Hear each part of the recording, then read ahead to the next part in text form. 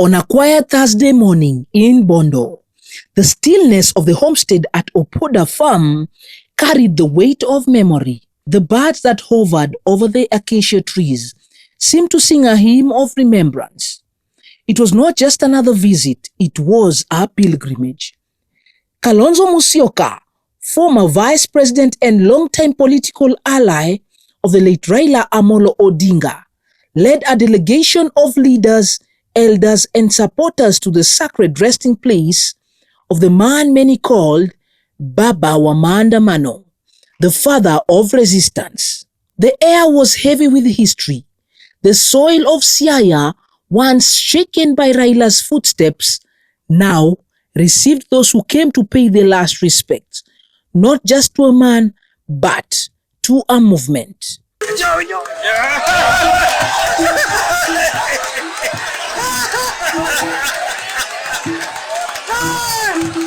This is the story of that day, a story of legacy, of culture, of power, and the unending flame of remembrance. Women dressed in colorful lassos began singing.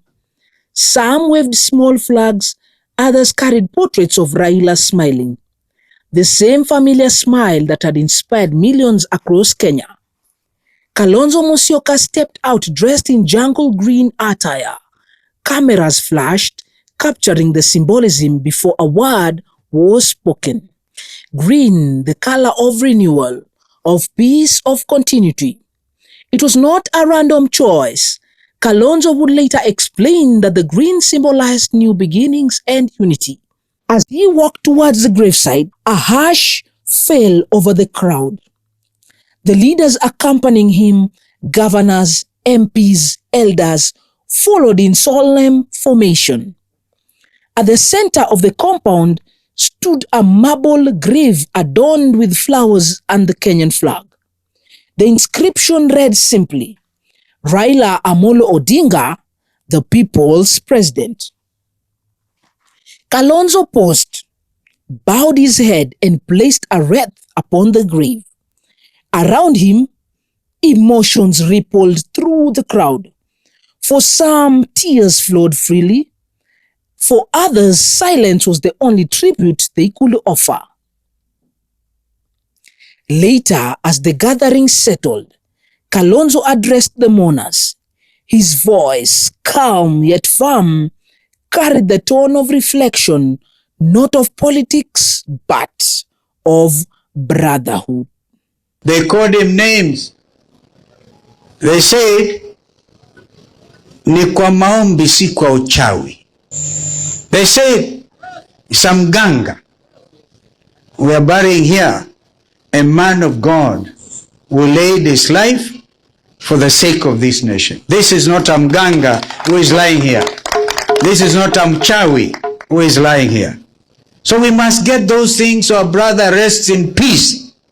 And nobody should ever use those names again or associate the Oginga Odinga family na uchawi na uganga.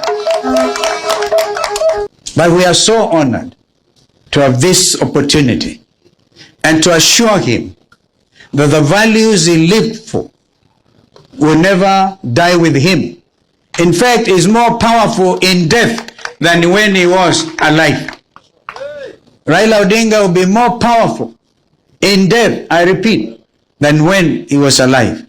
Because he inspired the young Kenyans. He inspired the Gen Zs. And I remember that little girl in 2024 who said on the television, Baba, Baba, you have done it now. Rest, achia sisi kazi. And they did. They even went to the Central Business District. And the history of this country cannot be written without a prominence of place being given to our brother Raila Amolo Odinga. Raila was not just a politician. He was a symbol of resilience. He taught us that leadership is sacrifice, that truth must always stand even when it stands alone. The audience nodded in agreement. Some whispered, Amen. He went on to speak of Raila's legacy, his fight for democracy, his courage during detentions, and his unbroken spirit even when victory seemed elusive. For Kalonzo, This was more than remembrance. It was reaffirmation that the ideals of justice, unity, and equality still burned brightly in those who once stood beside Raila. Behind every speech, there was a subtext, the unspoken question, who will carry the torch forward? Ile heshima kubwa tunaweza kumpatia Raila Amolo Odinga, nyinyi kama wana ODM, ni kuhakikisha hakuna mtu atadhubutu kusema he will look after ODM. Nilisikia hiyo nikashangaa kabisa.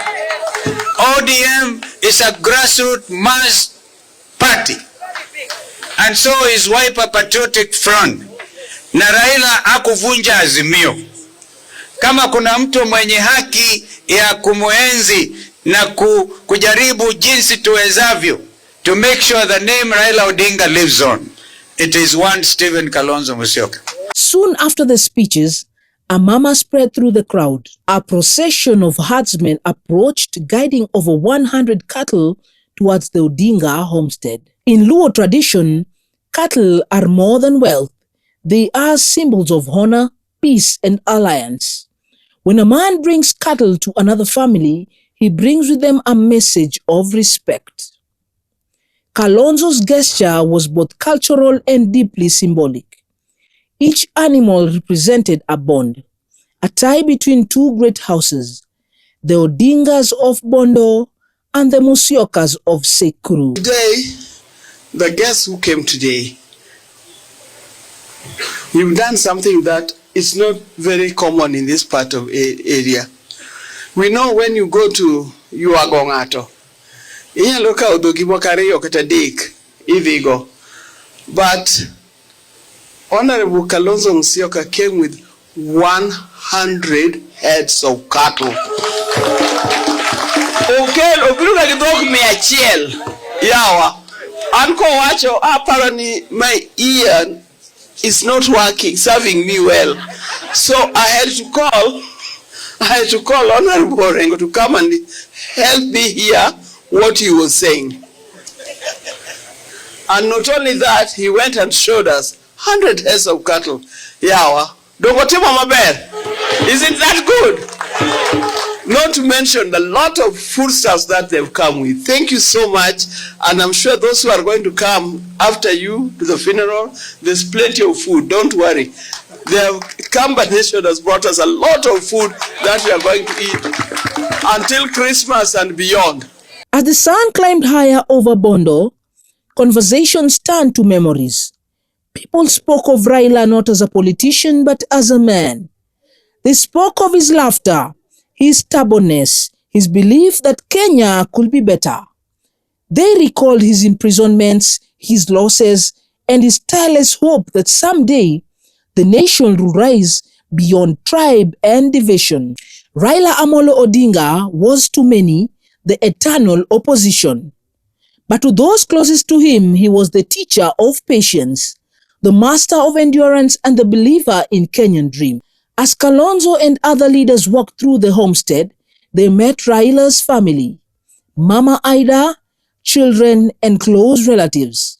The conversations were soft, personal, and filled with both pride and pain. We came here not to mourn, but to draw strength, because Raila did not just fight, he taught us how to stand. The air carried the echo of his words, a reminder that true leadership leaves footprints, not shadows. Every detail of the day carried meaning. The green outfit, hope. The cattle, reconciliation. The spirit of the gravesite, respect. Even the choice of Oppoda, the ancestral home, spoke volumes. It was here that Jeramogi Oginga Odinga, Kenya's first vice president and Raila's father, once stood to challenge the government in defense of democracy. Now, decades later, another leader had come to stand in that same soil to renew an old vow that Kenya must never forget those who stood for freedom. The symbolism was layered, profound, and deliberate. In the language of tradition, Kalonzo's journey was not merely a visit, It was a statement of continuity.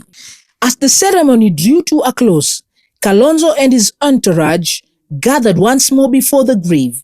He laid his hand on the marble, eyes closed, lips moving silently. What did he pray for? Perhaps for unity? Perhaps for guidance? Perhaps for courage to continue the journey that Raila began. The people of Bondo watched silently as the convoy departed. Dust rose on the winding village road, catching the rays of the afternoon sun, a quiet metaphor of a legacy that continues to rise, even as the man rests beneath the earth. Every nation needs its heroes, and every hero needs those who remember. In remembering Raila, Kenya remembers its struggle, its hope, and its unfinished dream. From the heart of Bondo to the corridors of power in Nairobi, the story of Raila Amolo Odinga continues to echo through men like Kalonzo Musyoka, allies who walk the path of remembrance.